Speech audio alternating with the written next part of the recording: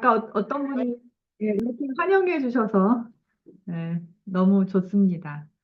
그래서 여러분들이 오늘 뭐 짧은 시간이고 직접 대면해서 만나지 않지만 조금이라도 좀 잘 이렇게 가져가셔가지고 여러분 생활에 좀 더 도움이 되면 좋겠습니다. 화면을 조금 공유해서 시작해 보도록 하겠습니다. 이왕이면 화면을 열고 궁금한 점이나 이런 부분들 같이 나눠보면 더 좋을 것 같고요. 네. 어, 여러분 화면이 잘 보이실까요? 잘 보이면 동그라미 이렇게 한번 해주시겠어요? 네. 목소리는 잘 들리시나요?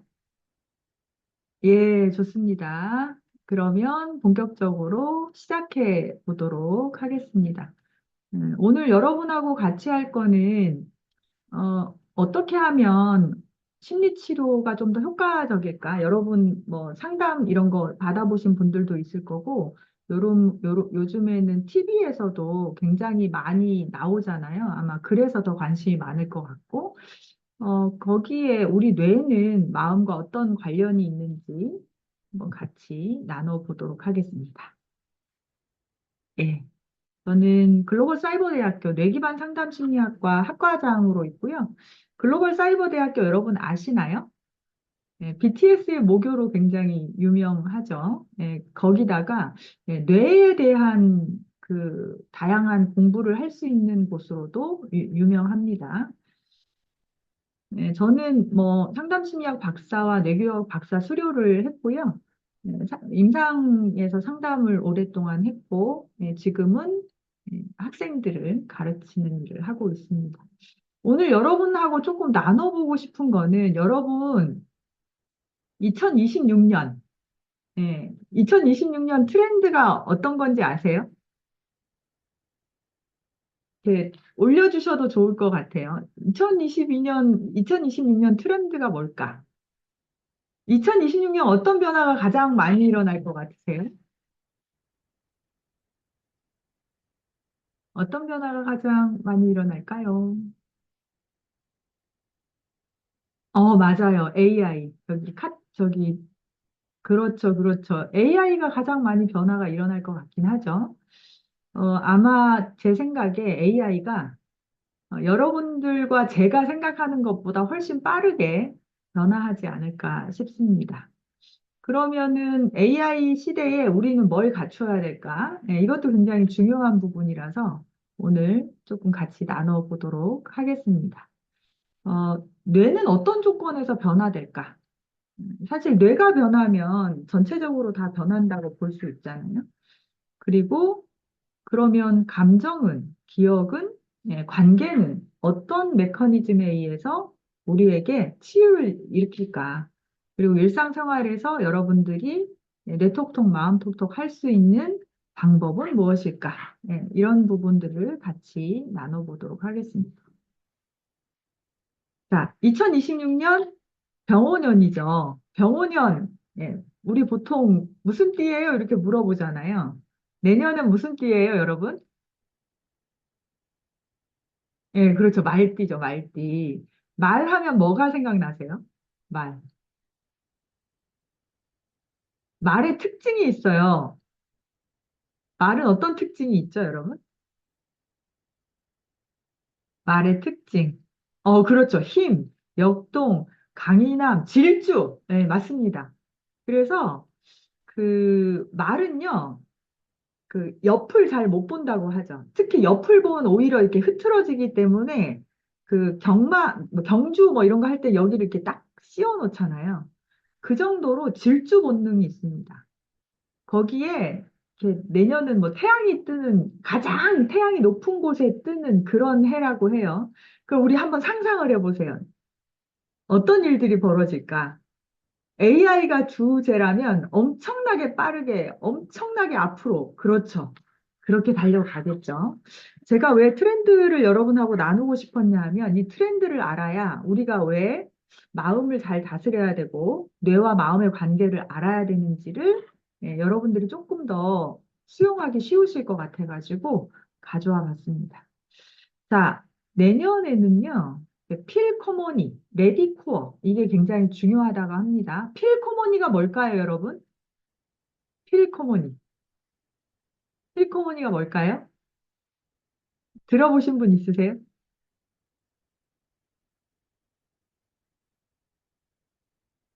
필코모니.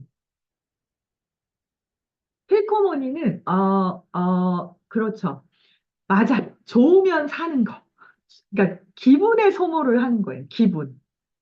그러니까 내가 행복하고 내가 편안하고 이런 거에 경제 소비를 하는 거를 필코원이라고 합니다. 자, 그럼 레디코어는요? 엄청나게 빠르게 변화할 거잖아요. 엄청나게 빠르게 변화할 때 내가 흔들리지 않는 힘이 있는가? 그 힘이 있어야 거기서 살아남는다. 이렇게 이해하시면 돼요. 특히 AI가 줄 수 없는 인간적인 여러 가지 요소, 이게 굉장히 중요한 시대가 될 거예요. 자, 뭐, 요런 건 여러분 많이 아시니까 AI가 자동화가 굉장히 많이 되면 우리는 뇌를 많이 쓸까요? 쓰지 않을까요? 네, 별로 안 씁니다. 그래서 시간이 지나면 지날수록 뇌가 대부분은, 다는 그런 건 아닌데 대부분은 좀 퇴화한다 그래요. 이거는 과학자들이 얘기를 하는 거예요. 왜냐하면 대부분 자동화돼서 우리가 몸을 잘 움직일 필요도 없고 머리를 많이 쓸 필요도 없잖아요. 그리고 AI는 결과를 잘 내잖아요. 그러니까 어떻게 돼요? 그걸 따라가려고 하다 보니까 자꾸 번아웃이 생기는 거예요. 그러니 뭐가 더 중요해지느냐? 정신건강 문제가 그냥 개인에게 맡겨지는 문제가 아니고요. 사회 전체의 생산성 문제로 연결이 될 거예요. 그리고 더 중요한 거는 단타가 아니고요. 소위 단타가 아니고 지속 가능한 힘이 있냐? 네, 요게 가장 중요해요. 끈기 있게 나갈 수 있는 힘이 있냐? 그리고 조절 능력. 자, 특히 이 조절 능력엔 어떤 조절 능력이 중요할까요, 여러분? 어떤 조절 능력? 그렇죠, 그렇죠. 감정이죠, 감정. 아마 내년에는 감정을 조절하지 못하고 인내하지 못해서 트러블이 많이 생길 수도 있을 것 같아요. 말은 막 앞으로만 가니까 서로 경쟁하고 이러다 보니까. 그래서 AI가 더 똑똑해질수록 인간의 뇌는 취약해질 수밖에 없고요. 그래서 2026년도부터 이렇게 앞으로의 유망 직종은 휴먼 인 더 루프, 그러니까 인간과 인간을 연결할 수 있는, 그리고 멘탈 케어 전문가, 심리 상담가, 뇌과학 기반 코치, 명상 지도자, 그리고 개인이 아니라 조직의 회복력을 높이는 컨설턴트들, 그리고 더 중요한 게 뭐냐 하면 삶의 의미, 삶의 가치, 이런 것들을 설계해 줄 수 있는 사람. 특히 앞으로는 한 개 직업만이 아니라 은퇴 후에도 뭔가를 해 나가야 되잖아요. 그 라이프 코치, 이런 부분들이 굉장히 유망해지죠. 공통점이 뭐냐 하면 기술이 아니라 사람의 상태를 조절하고 해석하는 능력이 중요해집니다. 자, 왜? 기술은 AI가 다 해줄 거거든요. 그리고 나는 이런 걸 더 많이 알아. 이거보다는 나의 마음, 그러니까 생각, 감정, 신체를 잘 조절하고 유지할 수 있는가? 이게 그 사람의 진짜 힘이 돼요. 그런 거를 우리는 뭐라고 얘기할 수 있냐? 어떻게 해야 생존 전략을 높이는 건가라고 하면 AI가 홀스 파워처럼 실행력을 갖게 될 거예요. 근데 그 AI라는 말, 그 말을 다룰 수 있는 건 누구겠어요? 인간의 지혜와 감성이다. 그래서 AI 기술을 통제하고 방향을 잡는, 그죠? 이 아이처럼 방향을 잡는 인간의 역할이 굉장히 중요해집니다. 그래서 AI 시대의 경쟁력은 이거예요. 생각할 수 있는 뇌가 아니라 깊이 생각할 수 있는 뇌여야 합니다. 그러니까 많은 생각이 아니라 깊이 생각할 수 있어야 해요. 그래서 AI가 강해질수록 인간의 뇌 사용 방식이 생존을 결정하게 됩니다. 그러니까 AI가 너무 잘하니까 죽을 고생을 해도 직장을 잡기가 어려운 거죠. 그러면 우리는 새로운 힘을 가져야 되는 거예요. 새로운 역량. 진짜가 살아남는 거죠. 그래서 2026년을 사는 힘은 깊이 느끼고 생각하는 인간에게. 여기서 제가 계속 강조하고 있어요. 어떤 단어를 강조하고 있어요, 여러분? 깊이, 딥하게. 이게 정말 키워드예요, 여러분. 자, 우리는 계속 쪼개진 세상을 살고 있거든요. 그러다 보니까 계속 근본을 찾게 돼요. 근본을, 저는 그 자료를 찾다 보니까, 아, 우리한테 필요한 그 지능이 있겠다. 그 지능이 HQ다. 라고 말씀을 드리고 싶어요. 이건 저만 얘기하는 건 아니고요. 많은 자료에서 얘기를 하는 거예요. 자, HQ는 뭐냐? 휴먼 쿼션트. 그러니까 인간의 근본 요소, 인간의 근본 자질, 이게 정말 중요하다. 그러면 이 인간의 근본 자질은 무엇이냐? 조절인 거예요, 조절. 신체 조절, 정서 조절, 인지 조절, 그리고 삶의 의미와 가치를 내 스스로 선택하고 동기부여할 수 있는 힘. 이게 가장 중요합니다. 아, 뇌 톡톡 마음 톡톡 하러 왔는데 왜 이런 얘기 하지? 그게 뇌하고 연결되어 있기 때문에 그렇습니다. 그래서 여러분하고 조금 나눠볼 건데요. 여러분, 이거는 그 제가 자료를 모아가지고 간단하게 여러분하고 나눠보려고, 체크해 보려고 가져온 거예요. 그래서 신체 조절, 정서 조절, 인지 조절, 의미와 가치, 이거를 5점으로 해서 예를 들어서 나는 피로와 긴장을 몸으로 먼저 알아차린다. 라고 나는 진짜 그런 것 같다. 그럼 5점. 아, 그냥 보통인 것 같다. 그럼 3점. 이런 식으로 해서 5점 정도씩 해서 이걸 체크를 해보시고 신체 조절은 합해서 얼마, 조절은 합해서 얼마, 조절은 합해서 얼마, 의미와 가치는 합해서 얼마. 이렇게 해서 각 항목별로 잠깐 한 1, 2분이면 될 거예요. 체크를 해보세요. 그리고 나서 해석을 잠깐 해보도록 하겠습니다.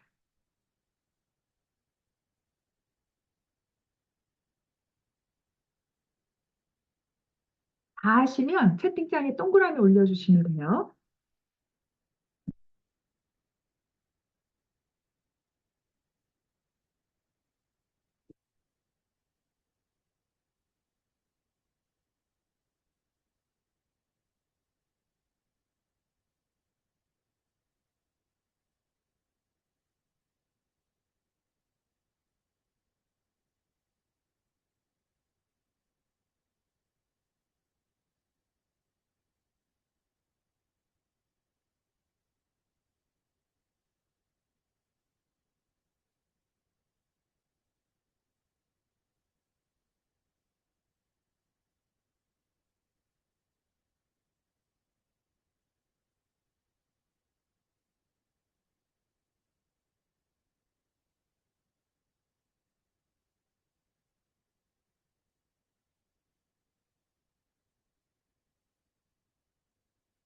네, 많이들 하셨네요. 그럼 넘어가 볼까요? 한 10초만 있다가 넘어가 볼게요.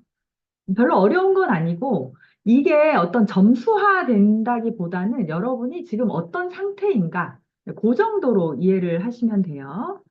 자, 넘어가 보겠습니다. 여러분 이거 보이시나요? 그러니까 점수를 이제 해석을 해야 되는데, 내가 신체 조절도 지금 굉장히 많이 떨어져 있는 것 같고, 정서 조절도 많이 떨어져 있는 것 같다. 그럼 뭐라고요?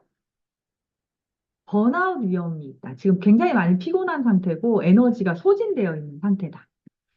그리고 인지 점수는 굉장히 많이 다른 거에 비해서 올라가 있고, 의미 점수는 많이 내려가 있다. 그러면 내가 너무 결과 중심으로 가고 있어서 소진될 위험성이 좀 크다. 이렇게 볼 수 있고요. 의미는 굉장히 나의 인생의 방향이나 이런 거 잘 돼 있는데, 몸이 잘 안 따라준다. 자, 그러면 이상은 있지만 실행은 좀 어렵다. 근데 만약에 전 영역이 잘 균형 있게 되어 있다. 그러면 뭐라고요? 2026년형 인재다. 네, 여러분은 인재입니까? 어떤 거 같으세요? 인재다 그럼 동그라미. 어떤 거 같으세요? 9, 8, 11, 13. 그러면은 처음 점수보다 뒤에 점수가 조금 높네요. 네. 그래서 이거는 어떻게 뭐 진단을 내린다기보다는 여러분의 현재 상태를 좀 잘 확인하시면 좋습니다. 그래서 HQ를 해석할 때는, 맞습니다. 인재십니다. 균형이 중요합니다. 균형. 네. 그래서 통합신경 조절 능력을 네, 확인하는 거다. 이렇게 이해하시면 되고요. 우리가 조 포가스의 실험을 한번 조금 봐야 되는데, 문방구 계산대 앞에 이렇게 장난감 병정, 미니카, 동물 모형 이런 것들을 막 배치를 해놨대요.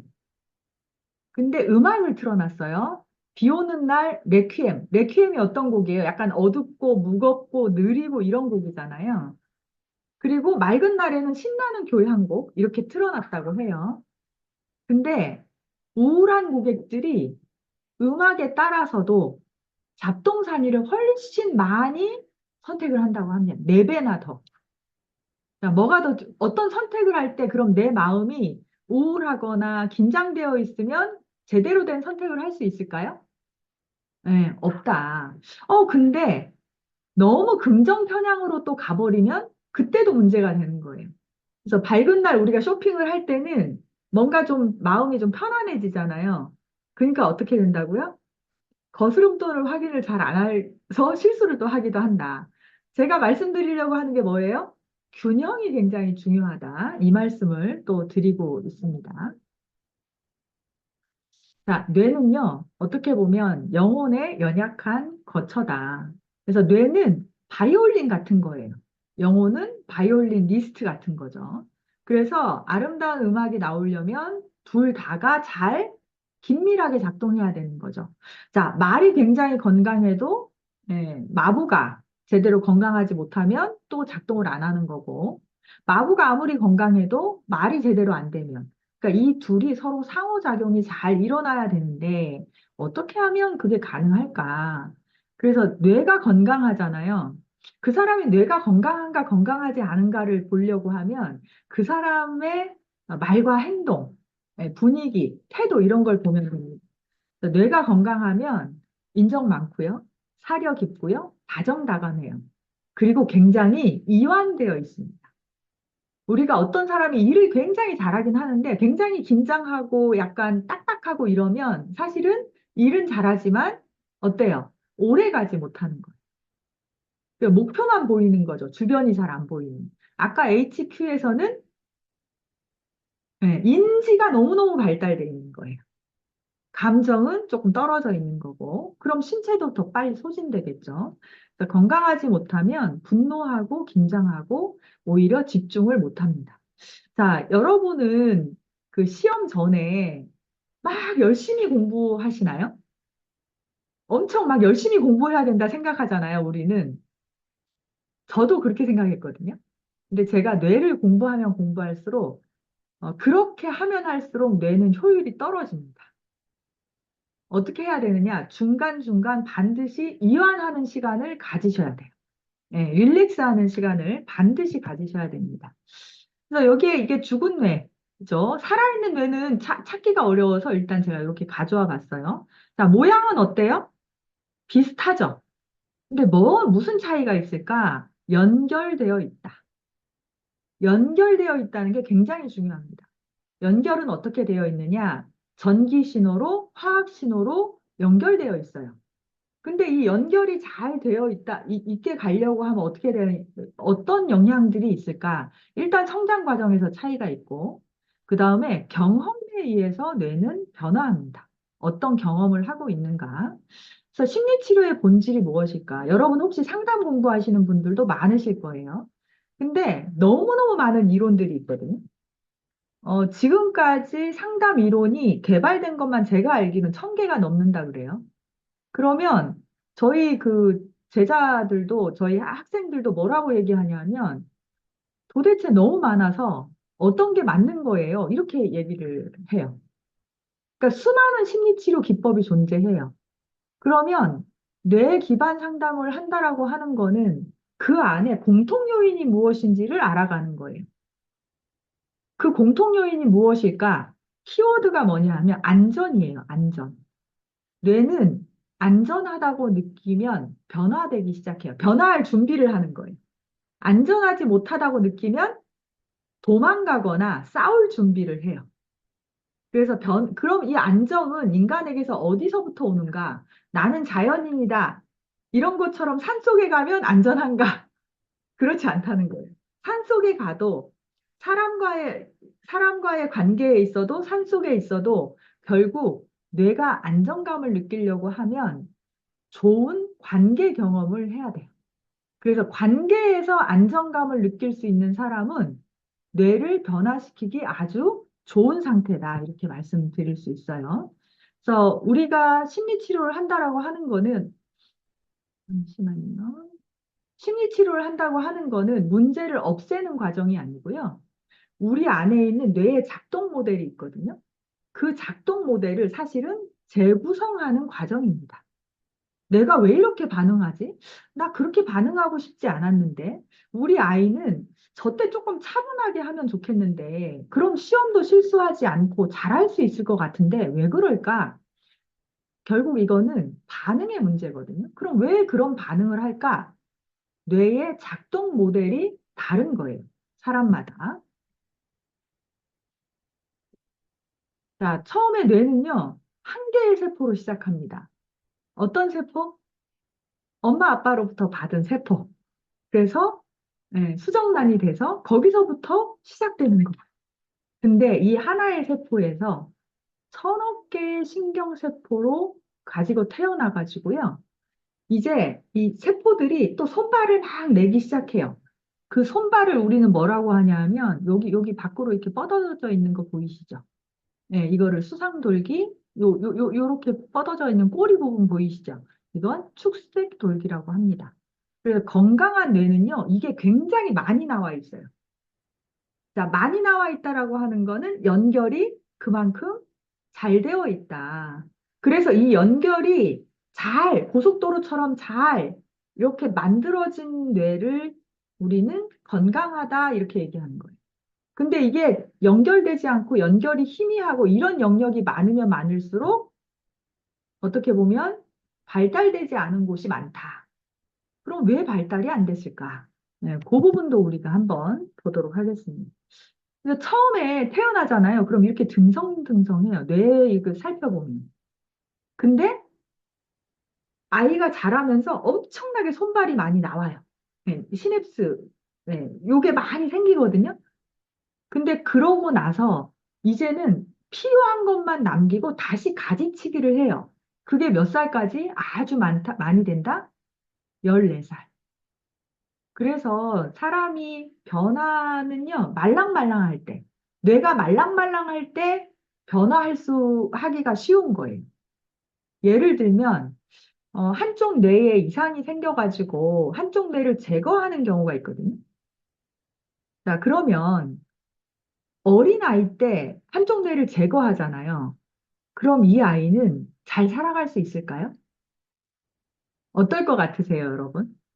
잘 살아갈 수 있다. 잘 살아갈 수 없다. 네, 한번 볼까요? 잘 산다. 네네. 네, 잘 살아갈 수 있다. 그럼 참 좋겠어요. 네, 잘 살 수 있는 확률이 높다. 이렇게 말씀드릴 수 있어요. 그래서 한쪽 뇌가 다른 쪽 뇌의 역할까지 할 수 있어요. 그럴 가능성이 어리면 어릴수록 훨씬 높아져요. 그럼 어른은요? 어른은 조금 힘들다. 그래서 왜 그렇다고요? 말랑말랑하지 않아서. 자, 그러면 우리는 이미 어른이니 포기해야 되나요? 그렇지 않다. 우리도 뇌가 말랑말랑해지면 되는 거예요. 그거를 여러분들이 오늘 하나 가져가시면 좋겠습니다. 자, 다음으로 넘어가면, 아, 제가 설명한 건 요거예요. 뇌는 적응의 산물이에요. 계속 적응해요. 그래서 내가 어디에 던져졌는가, 어디에서 사는가, 이거에 따라서 뇌가 발달할 거냐, 발달하지 못할 거냐.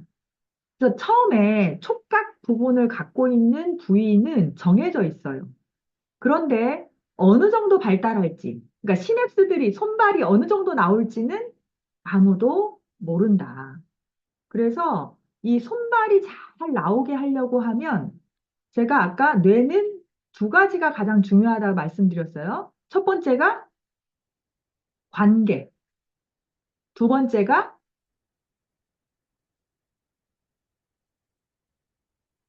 관계와 안정. 그러니까 하나로 합하면 안정된 관계. 자, 우리 처음 태어나면 누구 만나요? 엄마, 아빠, 할머니, 할아버지, 나를 키워주는 분들을 만나잖아요. 그 관계가 얼마나 안정되어 있느냐. 왜냐하면 우리는 세상에 나온 첫날부터 사람들과 관계를 맺고 수많은 감정을 불러일으키는 거예요. 그래서 이 아이가 성장 과정에서 내가 사랑받았다는 느낌을 충분히 받았는가?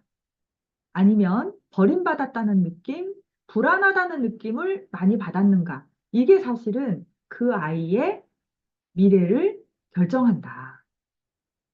그러면, 아, 나 어렸을 때 내가 미숙해서 아이들한테 그거 잘 못했는데, 아, 괜찮다. 지금부터라도 하시면 된다. 이렇게 말씀드릴 수 있을 것 같아요.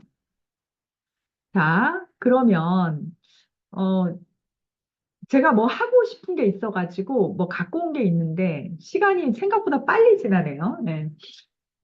한 5분 정도 우리 좀 재밌는 거 한번 해볼까요? 5분이면 되니까 한번 해보도록 하겠습니다. 자, 여러분에게 제가 뭐 하나 올려드릴 거예요. 제가, 자, 올린 거 잘 보이세요?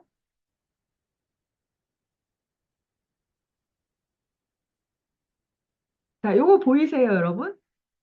도형이 몇 개 있어요? 직선, 세로, 점, 약간 둥근 모양, 이렇게 두 개 있는 모양, 이렇게 있죠? 자, 요거 5개를 여러분 그 A4지 같은데 한번 이렇게 그려서 내가 그리고 싶은 걸 이걸 가지고 그려보세요.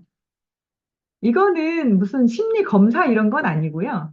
재미있게 여러분 자신을 조금 이해하는 시간으로 가져볼까 하고 가져왔습니다.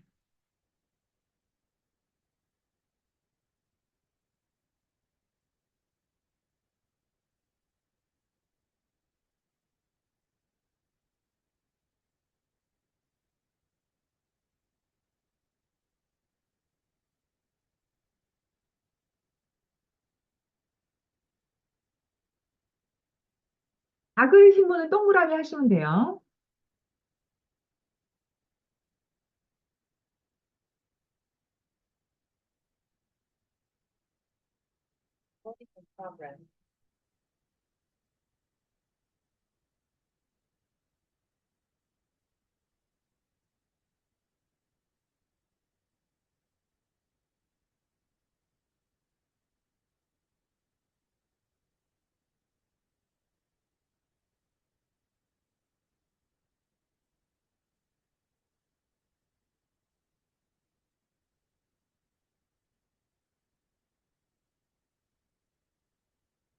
네, 한번 볼까요? 이게 어떤 거냐 하면 간단한 심리 테스트 같은 거예요. 심리 검사하고는 달라요.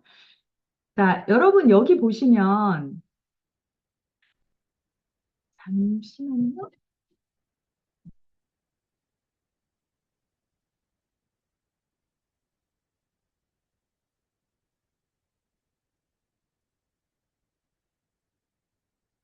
여러분 여기 보시면 이 직선 있잖아요. 직선을 부분으로 해서 이 위쪽에 그림이 많으신 분은 약간 외향적이다 이렇게 본대요. 이 밑쪽에 그림이 많다 그러면 약간 내향적이다. 그러니까 내부 에너지를 많이 쓰는 거예요. 자, 요 직선을 통해서 왼쪽에 그림이 많이 그려져 있으면 좀 잔해형이다. 오른쪽에 그림을 많이 그리고 있으면 오뇌 쪽이 좀 발달돼 있다. 자, 요거는 사실은 좀 더 둥글어야 되는데 제가 이런 도구를 잘 못 써서 자, 여기 여러분 뭐 그리셨어요? 뭐 그리셨을까요? 화면이 안 보이세요? 잠시만요. 자, 지금 화면 안 보이세요, 여러분? 어? 네네. 혹시 화면 화면 보이시면 동그라미 해주시겠어요? 아, 네, 그럼 됐습니다. 네. 보통은 이게 얼굴을 그리거든요. 자, 그러면 요 안에 그림을 많이 그리셨는지, 요 밖에 그림을 많이 그리셨는지, 요 안에 그림을 많이 그리는 사람은, 예, 보통 자기 자신한테 조금 더 집중돼 있다고 보고, 예, 밖에 그림을 많이 그리신 분은 외부와 연결, 다른 사람, 예, 요쪽에 좀 더 관심이 많다고 합니다. 자, 요걸 가지고 여러분 어떤 그림 그리셨을까요? 요 그림. 아, 설명이 이해가 안 가요? 아, 여기 점이 있죠. 그러니까 예를 들면 저는 어떻게 그렸냐 하면 점을 가지고 여기 꽃을 이렇게 그렸거든요. 그리고 이렇게 해서 이파리를 그렸어요. 이렇게 그리면 요걸 기준으로 해서 연결해서 그렸잖아요. 그러면 관계를 굉장히 중요하게 생각하는 사람이라는 거예요. 근데 여기에 중심에 두지 않고 그냥 이 옆에 이거와 연결되지 않고 그렸다. 그러면 관계보다는 혼자서 지내는 게 조금 더 편하다. 이렇게 볼 수 있고요. 아니라고 하는 건 여기가 아니에요. 요 그림 봤을 때. 밖이라고 하는 거는 여기를 얘기하는 거예요. 자, 혹시 여기는 뭐 그리셨을까요, 여러분? 여기 뭐 그리셨을까요?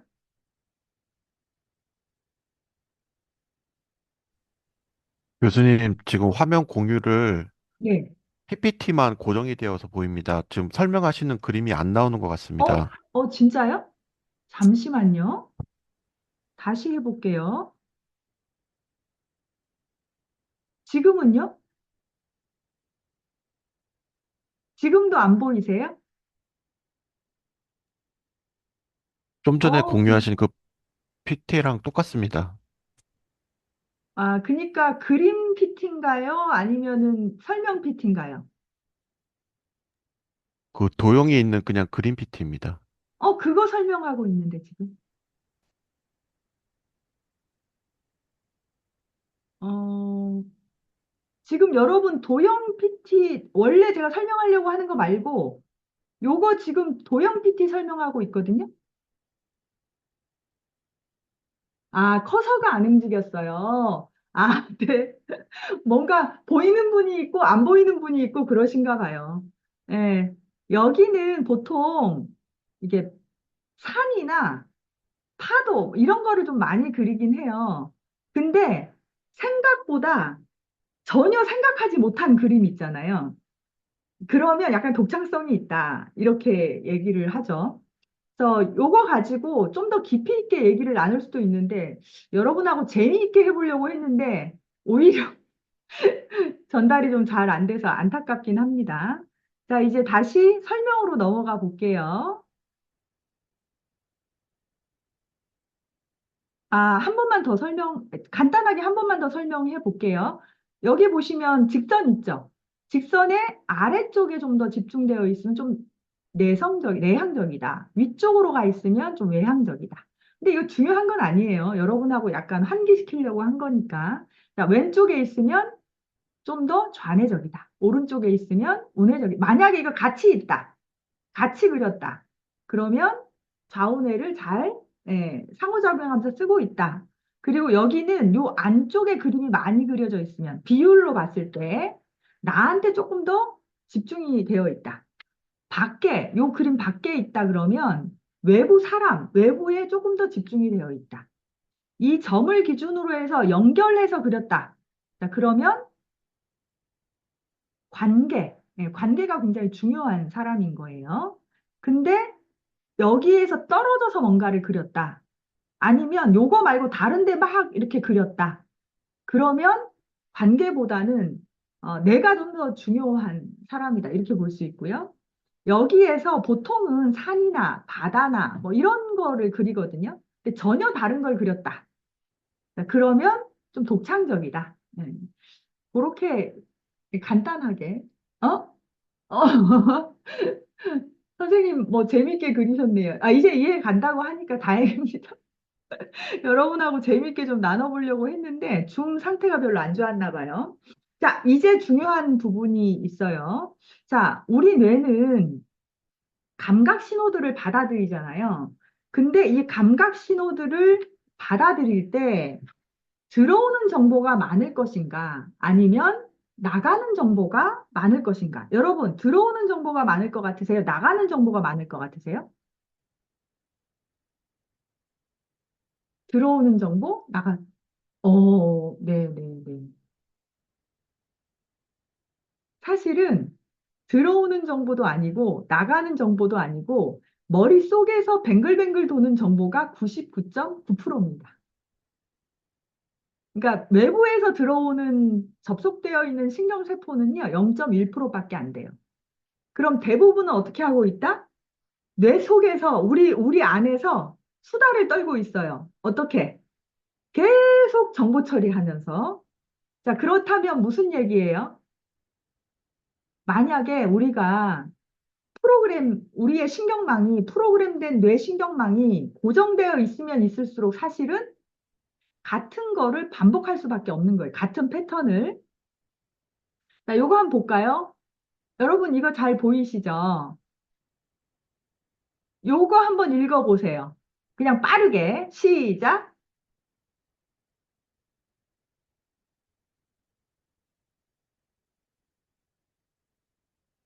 자, 이 내용 여러분 이해되세요? 안 되세요? 이해되죠? 근데 글은 좀 이상하지 않아요? 이해는 되는데 글은 이상하다. 자, 그러면 이 옆에 그림은 무슨 그림일까? 이 옆에 그림 무슨 그림일까요, 여러분?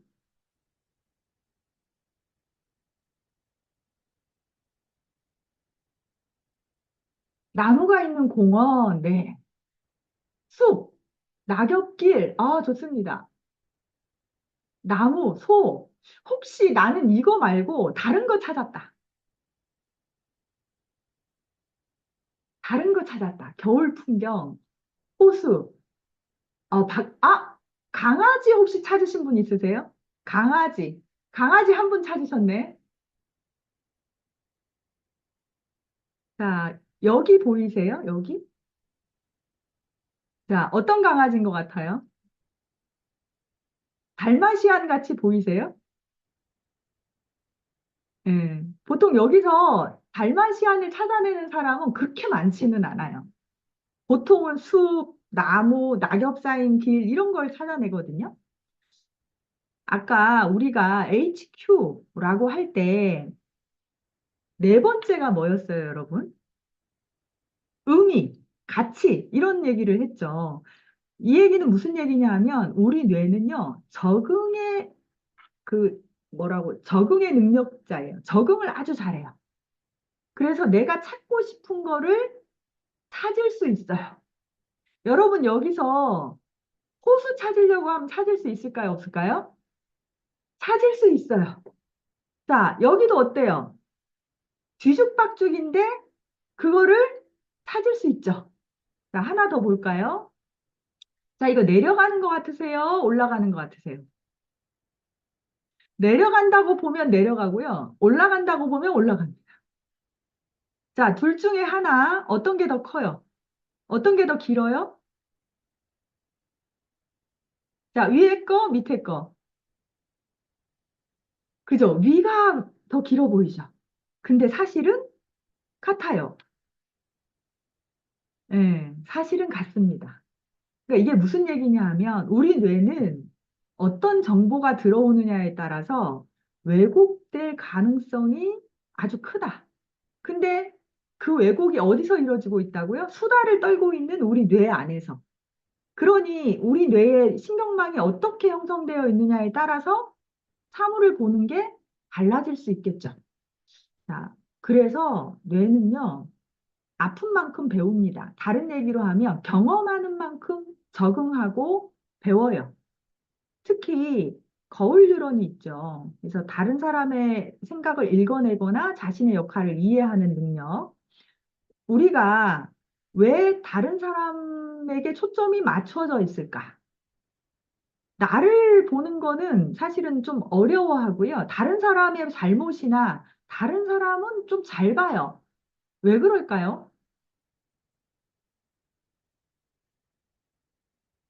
이유는 관계 때문에 그렇습니다.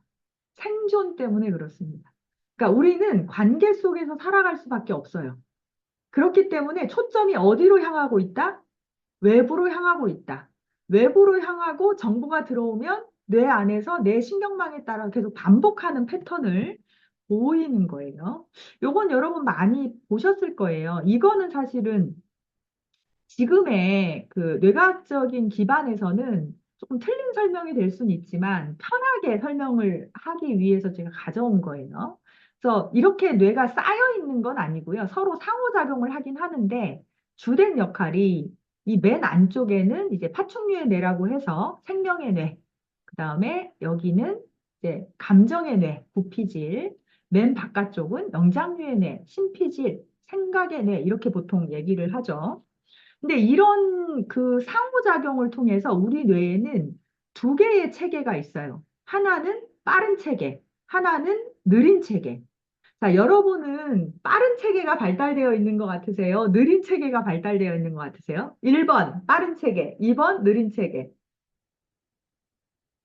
예, 채팅창에 올려봐 주세요. 예, 1번 빠른 체계, 2번 느린 체계. 음, 네, 좋습니다. 여러분이 이해한 빠른 체계와 이 내용의 빠른 체계, 느린 체계가 같은 건지 한번 보도록 하겠습니다. 빠른 체계는요, 인간과 동물이 같이 공유하는 체계예요. 다른 얘기로 하면 투쟁 도피 반응이 빠른 체계예요.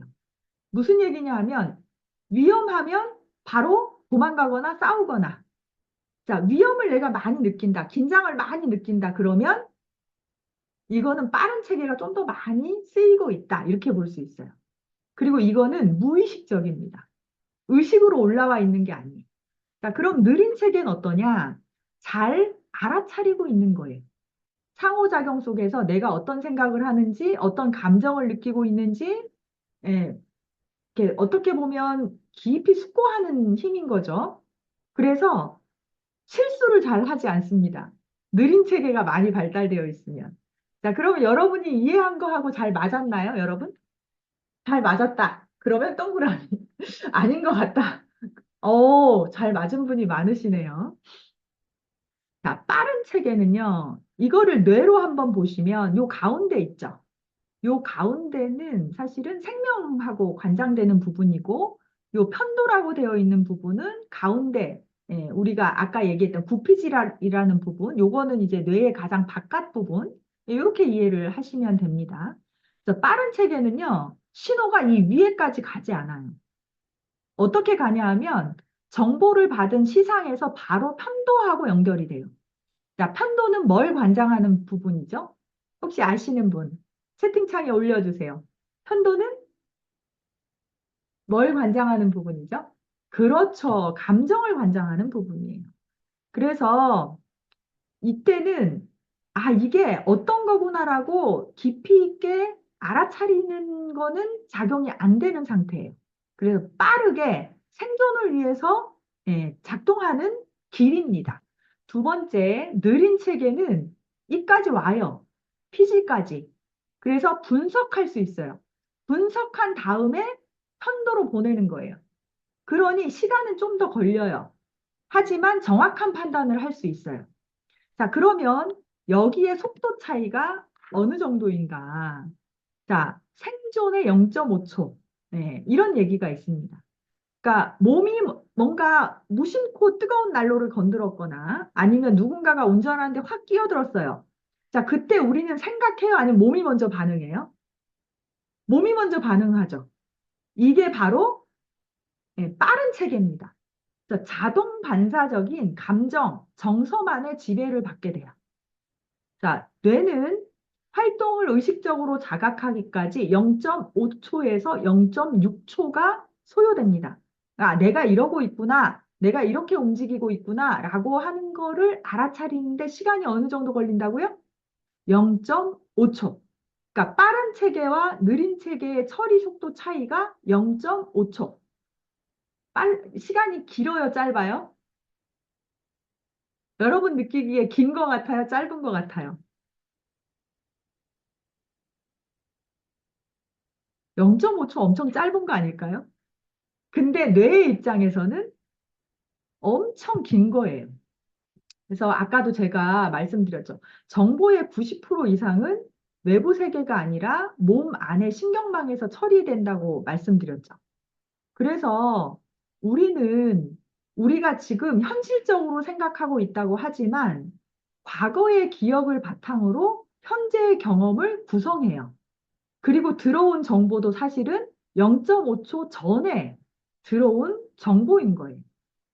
그래서 모든 심리치료 기법은 이 생존의 0.5초를, 그러니까 빠른 체계와 느린 체계의 차이, 이 생존의 0.5초를 바로잡기 위한 것이다. 이렇게 이해하시면 되겠습니다. 그리고 이 빠른 체계는 언제 형성이 된다고요? 원시적 영역이 통제하는 어린 시절의 몇 년 동안. 이게 평생 좌우한다. 그럼 우린 다 이제 커가지고 나이 들었는데 어떡하지? 지금도 훈련하면 됩니다. 그래서 편도체는요, 보통 임신 8개월 만에 완전히 성숙돼요. 무슨 얘기냐? 엄마 뱃속에서 이미 편도체는 성숙되어서 나오게 돼요. 대뇌 피질은 언제 성숙되느냐? 대학생, 대학교 1, 2학년, 느리면 3, 4학년까지도 그때 이제 이 전두엽이라고 하죠. 이 생각뇌. 이거는 그때 완성이 되는 거예요. 그러면 빠른 체계하고 느린 체계의 이 차이가 엄청 큰 거라는 거 이해가 되실 거예요. 그래서 어렸을 때의 정서적 보살핌의 정도. 이거가 계속 영향을 주는데 이 기억은 잘 변할까요? 변하지 않을까요? 변하지 않습니다. 우리 속담에 3살 버릇 8까지 간다. 이게 틀린 얘기가 아니에요. 그래서 그러면 우리가 좀 변화할 수 있다. 심리치료든 상담이든 성공 가능성은 무엇인가? 이 뇌와 마음, 관계의 근본 기제를 어떻게 다루느냐? 다른 얘기로 하면 무의식적 과거에서 벗어날 수 있느냐, 없느냐. 이게 가장 중요합니다. 자, 퀴즈입니다. 뇌는 뭐를 위한 사회적 기관이다? 제가 계속 강조 드렸어요. 뭘까요? 뭐를 위한 사회적 기관이다? 그렇죠. 적응입니다. 적응. 뇌는 적응하는 사회적 기관이에요. 뇌는 타인에 대해 접촉하고 상호작용함으로써 변화하도록 진화되어 왔어요. 자, 결국 적응적 변화를 위해 뭐와 교감해야 돼요, 여러분? 뇌와 교감해야 됩니다. 뇌.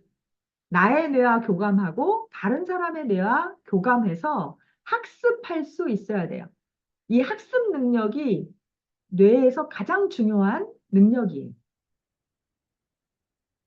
이 학습하는 능력에 따라서 뇌 신경 가소성이라는 게 나오죠. 여러분, 이거는 다 아실 거예요. 그래서 성인의 뇌도 변합니다. 그래서 계속 뭔가를 하면 신경망이 단단해지고, 넓어지고, 튼튼해지고, 두꺼워지죠. 근데 안 하면 어떻게 된다고요? 단절되고, 얇아지고, 가늘어집니다. 자, 치매를 예방하기 위한 가장 좋은 방법이 뭘까요? 치매를 예방하기 위한 가장 좋은 방법은? 그렇죠. 학습입니다. 학습. 학습을 하면 뇌신경 가소성에 의해서 뇌는 꾸준히 발달합니다. 그래서 이 뇌의 안전을 위해서 가장 중요한 건 애착 관계의 질인데요. 안정 애착을 잘 경험한, 안정 애착이 형성된 사람은 느린 체계가 잘 발달되어 있고요. 불안정 애착이 이 형성된 사람들은 빠른 체계가 더 많이 활성화되어 있습니다. 그러니 더 많이 긴장하고 불안해하고 오히려 무의식적이고 자동적인 반응을 할 수밖에 없죠. 왜 변화는 어려울까? 제가 말씀드렸죠. 모든 변화는 대부분 생후 1, 2년 내에 형성이 돼요.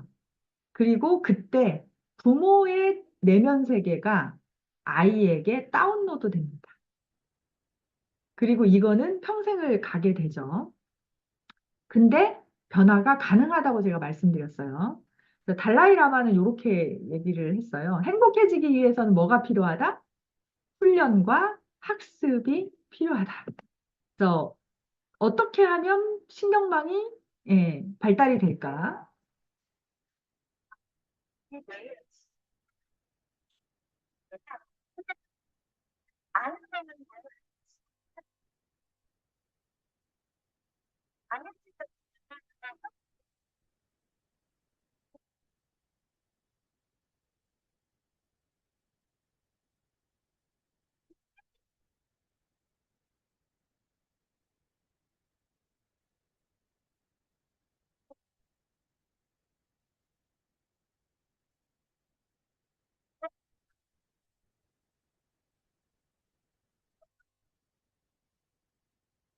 네. 소리가 잘 안 들렸다고 하는데, 이거 저기 여러분 얼굴은 안 나오고요. 제 얼굴은 나오는 거를 녹화해서 저희 과 유튜브에 올려놓을 거거든요. 예. 시간이 많이 없어서 다시 보고 싶은 분은 거기서 보시면 됩니다. 자, 심리치료는요, 관계, 정서, 인지, 경험이 굉장히 중요한데, 경험이 바뀔 때 사람은 변합니다. 말이나 생각으로는 변화하지 않아요. 그래서 경험이 중요한데 어떻게 해야 된다? 뇌가 위협을 느끼지 않는 안전함, 그리고 타인과 공감하고 공명될 때 새로운 뇌의 신경망이 형성된다. 이렇게 이해를 하시면 되는데, 그러면 이러한 조건을 형성하기 위해서 우리는 누군가가 꼭 있어야 되는가? 그렇지 않다. 어떻게? 이제는 나와의 관계를 변화시켜야 되는 거예요. 최근에 가장 각광받는 심리 치료 중에 하나가 자비중심 치료, 자기 자비 치료입니다. 그래서 다정한 것이 살아남는 시대다. 이런 책도 있거든요. 그러니까 우리의 삶은 얼마나 많은 적을 정복했느냐가 아니라 얼마나 많은 친구를 만들었느냐. 결국 나와 관계를 어떻게 맺고 있느냐, 이게 더 중요하다. 그래서 첫 번째는 뭐냐? 여러분 자신에게 다정하게 대하는 연습을 하는 게 중요합니다. 그래서 자기 연민은 수치심의 해독제다. 많은 연구 결과에서 그렇게 나오고 있죠. 그리고 뭔가 실패를 했다. 그러면, 아, 나만 부족하구나. 나만 잘못됐구나. 이거보다는 이런 경험을 다른 사람도 하고 있다는 보편적인 인간 경험을 이해하는 거죠. 이거 아세요? 이거는 이제 중국 이렇게 자물쇠라고 하는 거예요. 이거 보신 적 있으세요? 얘는 손가락을 이렇게 딱 끼워요. 손가락을 딱 끼웠는데 힘을 줘서 빼잖아요. 그럼 절대 안 빠져요. 근데 힘을 빼고 살살살 밀어 넣으면 쏙 빠져요. 그래서 이게 심리 치료할 때 내가 마음을 강하게 긴장하고 있으면 이런 상태다라는 걸 보여줄 때 많이 예, 해보게 합니다. 여러분은 쭉쭉 잡아당길 것 같으세요? 아니면 좀 마음의 여유를 갖고 이렇게 쏙쏙쏙 예, 힘을 빼서 쏙 빼지게 할 것 같으세요? 이제부터 이완. 예. 자, 심리 치료의 과정은 이거를 좀 기억해 놓으시면 좋을 것 같아요. 친절로 시작하시면 좋겠습니다. 여러분 자신에게 친절하시고 실수해도 일단은 수용하고 친절하게 대하는 거죠. 그리고 나서 지금 무엇을 느끼고 있을까? 무엇을 느끼고 있는지를 잘 보면 어느 순간 감정이 막 활성화되거든요. 그러면 감정을 따라가기보다는 멈추고 기다리고 친절하게 대하고 그 다음에 다른 방식으로 반응해 보는 거예요. 그전에는 막 좌절하는 반응으로 예, 지속을 했다면 따뜻하게 토닥토닥 해주든지 아니면 뭔가 숏폼을 계속 봤다라고 하면 주변에 있는 사물들이 무엇이 있는지를 좀 더 본다든지 그럼 어떻게 되냐 하면 기억이 재구성됩니다. 새로운 경험을 통해서. 자, 그러면 알아차림만으로 변화할 수 있을까요? 여러분, 알아차림만으로 변화할 수 있을까요? 없을까요? 변화할 수 있다, 1번. 변화할 수 없다, 2번. 아, 훌륭하십니다. 알아차림만으로도 변화가 가능합니다. 그래서 호선 효과라고 하는 게 있어요. 공장의 생산성을 높이기 위해서 한 연구 결과인데요. 그래서 막 시간도 조정해보고 교대도 이렇게 해보고 환경도 바꿔보고 이랬거든요. 그런데 진짜 변화는 실험자들이 관찰하고 있을 때 변화가 일어났다고 합니다. 누군가가 나를 지켜보는 것만으로도 변화하는 거죠. 그래서 여러분이 여러분 자신을 잘 관찰하고 알아차리면 그것만으로도 변화는 일어나기 시작합니다. 그리고 아까 감정에 대한 얘기를 잠깐 했는데, 감정은 에너지이기 때문에요. 정체되면 몸에 저장됩니다. 어떻게 해야 돼요? 부정적 감정을 회피하는 것이 아니라 안전한 환경에서 흐르게 해야 한다. 이 흐르게 할 때 정서 조절이 가능해진다. 그럼 어떻게 흐르게 할 거냐? 안전한 치료적 관계, 그리고 이게 이제 여러분 자신하고의 관계도 좀 잘 만들어 가야 된다. 이렇게 말씀드렸죠. 그러면 정서가 안정되고 나는 새로운 반응을 할 수 있는 거예요. 그럼 뇌가 새로운 신경망으로 바뀌기 시작합니다. 그래서 알아차림으로도 변화하기 시작하지만 더 빠른 변화는 새로운 경험을 통해서 새로운 회로를 만드는 거죠. 이제까지는 우울하고 불안하고 긴장하는 반응을 했다면 그것과는 다른 반응을 해보는 겁니다. 그래서 기존 기억이 새로운 경험을 통해서 새롭게 재통합된다. 그래서 새로운 경험이 들어오면 뇌는 이전 기억을 업데이트합니다. 자, 기억은 고정되어 있을까요? 변화할까요? 기억은요, 순간순간 재구성됩니다. 기억이 고정되어 있지 않아요. 나는 같은 기억을 계속 하는데, 그거는 신경망이 그렇게 강화되어서 고정되어 있기 때문에 그렇습니다. 자, 그럼 일상 속에선 어떻게 하면 좋을까? 감정이 확 올라왔을 때, 일단은 살짝 뒤로 물러서 보세요. 한 걸음 뒤로 물러서서 관찰해 보십시오. 그리고 나서 몸의 신호를 알아차려 보시는 거예요. 내가 어떻게 숨 쉬고 있는지, 어떻게 느끼고 있는지, 그리고 나서 자동 반응을 하는 게 아니라, 내가 이제까지 해왔던 반응을 하는 게 아니라, 의식적으로 새로운 선택을 해보십시오. 그리고 나를 비난하는 대신에 내 편이 되어주는 자기 대화를 해보시면 좋을 것 같습니다. 그래서 잠깐 한 2, 3분만 눈을 뜨셔도 좋고 눈을 감아도 좋아요. 한번 여러분 스스로 평소에 할 수 있는 거를 한번 해보도록 하겠습니다. 화면을 보면서요. 여러분 발바닥을 한번 느껴보십시오. 발바닥. 예. 마음을 발바닥에 두시는 거예요. 이거를 우리는 그라운딩이라고 합니다. 마음이 굉장히 혼란스럽고 긴장될 때 발바닥, 땅과 연결되어 있는 발바닥에 마음을 두시는 거예요. 이게 첫 번째. 그리고 나서 지금 몸의 느낌을 확인하시는 거예요.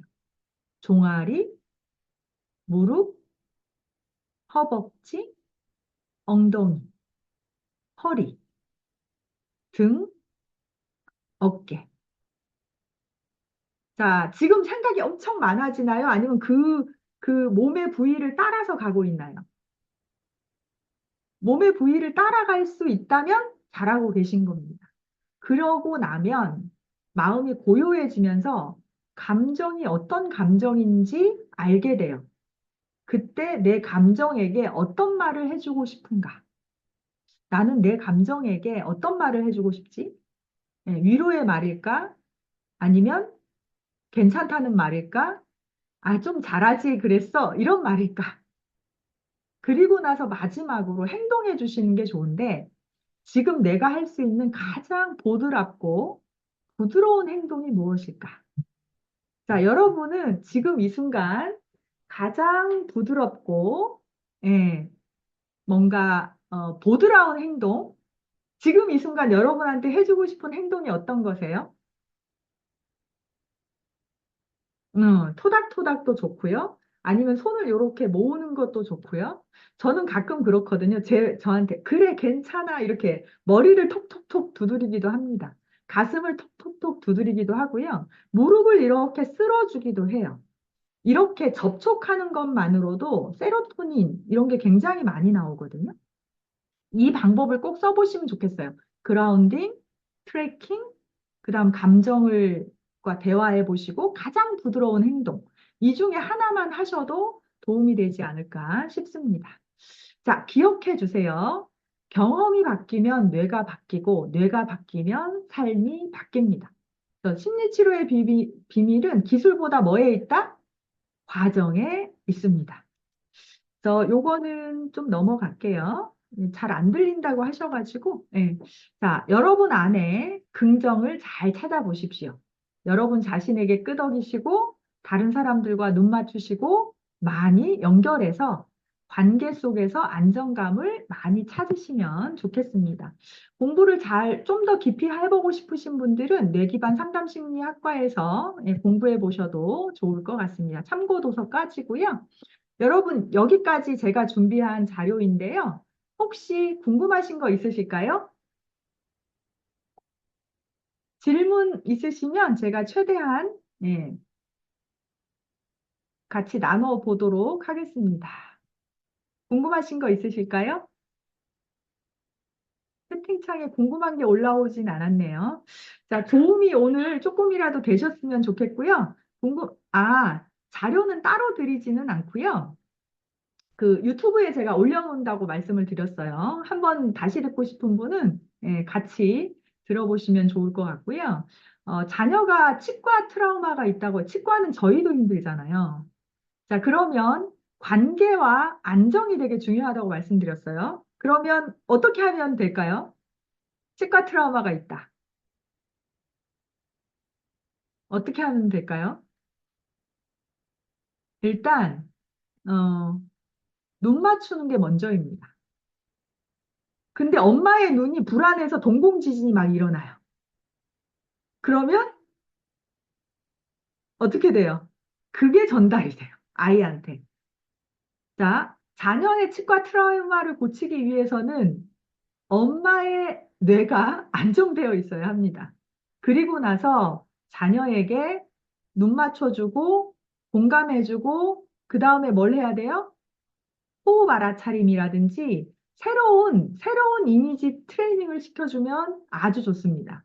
네, 오늘 그것까지 자세히 하긴 조금 어렵고요.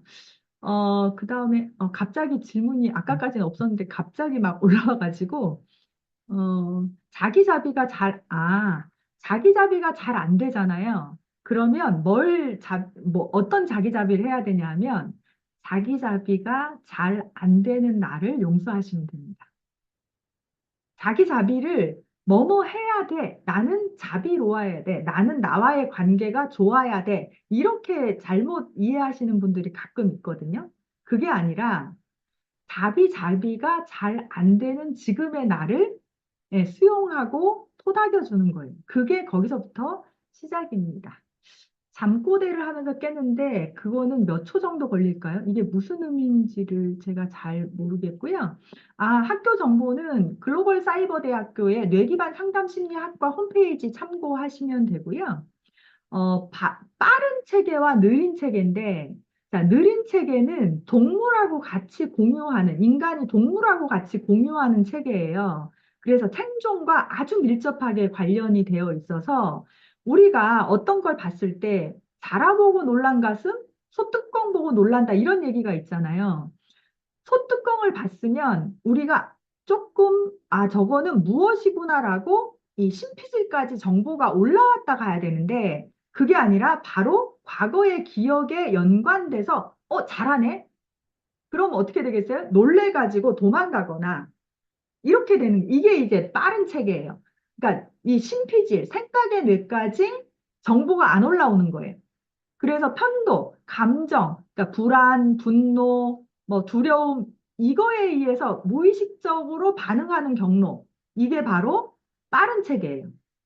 근데 마음이 좀 안정되어 있고 알아차림이 잘 되잖아요. 그럼 얘가 어디까지 올라오느냐? 성찰하고 상상하고 분석하는 이 신피지까지 정보가 올라오는 거예요. 그 빠른 체계와 느린 체계의 차이가 0.5초 정도다. 이렇게 아까 말씀을 드린 거고. 자, 너가 잘해야지 그 정도는 부족하지. 이건 뭘까요? 중2 아들이 짜증이 많은데, 네, 어떻게 반응하고 다가가야 될까요? 일단은 기다리셔야 합니다. 중2는 어떤 시기예요? 네, 외계인의 시기입니다. 중2는 외계인이다 이렇게 생각하시면 됩니다. 그래서 그때는 사실은 다가가기보다는 기다려 주셔야 합니다. 그때는 홀로 서기 시작하는 때거든요. 지금은 사춘기가 더 빨리 오잖아요. 그래서 분리되기 독립을 시작하는 시기거든요. 근데 엄마 아빠의 기억은 예전에 우리 말을 잘 듣고 우리에게 따뜻하게 애교 부리고 이런 아이를 기억해요. 중2 때 짜증낸다? 당연하다고 생각하셔야 됩니다. 자기의 마음, 자기의 생각이 더 커지는 시기거든요. 그래서 기다려주고 바운더리를 좀 넓게 펼치셔야 돼요. 그래서 그 안에서 위험하지 않도록 스스로가 선택할 수 있도록 해주는 게 굉장히 필요합니다. 그래서 잘 기다려주잖아요. 그러면 이 애착 관계가 잘 형성이 되면 다가옵니다. 근데 엄마 아빠가 사실은 조바심 때문에 기다리는 걸 좀 잘 못해요. 그럼 어떻게 되느냐? 점점 멀어집니다. 네, 늘 그 자리에 있다, 엄마 아빠가. 위험한 건 안 돼. 이거는 정확하게 해주시되, 네, 기다려주고 버텨주셔야 됩니다. 네, 복수 전공도 가능합니다. 네, 그리고, 힌트 얻었다고 하니까 저도 반갑습니다. 네. 네. 이 어색해하고 부끄러워하는 거, 네, 당연합니다. 그래서 그 어색함을 같이 나눠주시는 거예요. 선생님도 어색했어.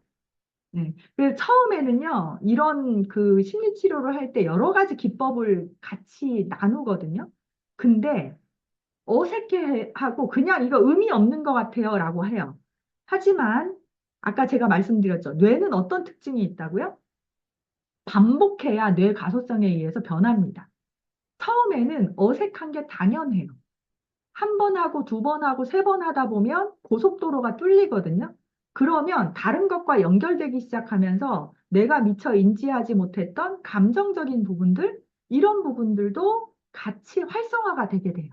그때 사실은 진짜 우리의 무의식을 만나게 됩니다. 예, 참고 도서는 제가 그 유튜브에 같이 올려드릴게요. 화나면 욕이 나오는데 어떻게 고칠 수 있을까요? 아마 어, 그 감정을 풀 때, 감정을 해소할 때 그렇게 해야 조금 시원하거든요. 욕하면 시원하잖아요. 네. 근데 이거는 우리에게 분명 도움이 돼요. 하지만 관계에서나 아니면 사회생활 하는 데는 어렵잖아요. 아까 제가 제일 처음에 여러분이 생활 속에서 할 수 있는 첫 번째로 뭘 알려드렸어요? 그라운딩. 자, 3초만 발바닥을 느껴보세요. 머리하고 화는 보통 이렇게 올라가는 에너지거든요. 근데 그라운딩을 하게 되면, 물론 그라운딩 기법이 다른 것도 있지만 가장 쉬운 거 알려드린 거예요. 발바닥에 3, 2, 1.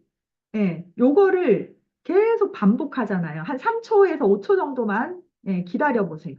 그러면 에너지가 변하기 시작하실 겁니다. 그리고 처음부터 잘 되진 않아요. 반복하시면 분명히 효과가 있을 겁니다. 불안과 강박이 심한 분은요, 아까도 말씀드렸지만, 그라운딩을 많이 하셔야 됩니다. 안전하다고 못 느끼는 거예요. 내 안에 위험하다라고 하는 뇌의 모델이 더 많이 형성되어 있는 거예요. 그래서 어떻게 하면 좋을까요? 했을 때 제가 지금 드릴 수 있는 말은 그라운딩을 계속 연습하셔라.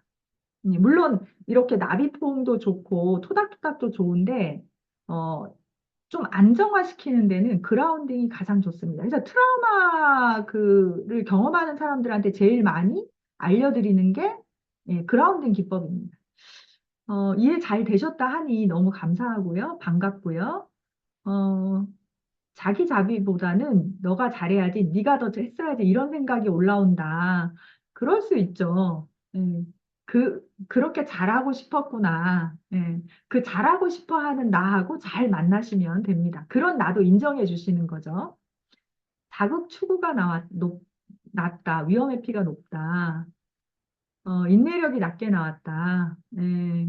위험의 피가 높다라고 하는 거는 이 아이는 불안적 애착의 가능성이 아주 높은 것 같습니다. 이 아이도 안정적인 경험을 많이 해주시는 게 좋고요.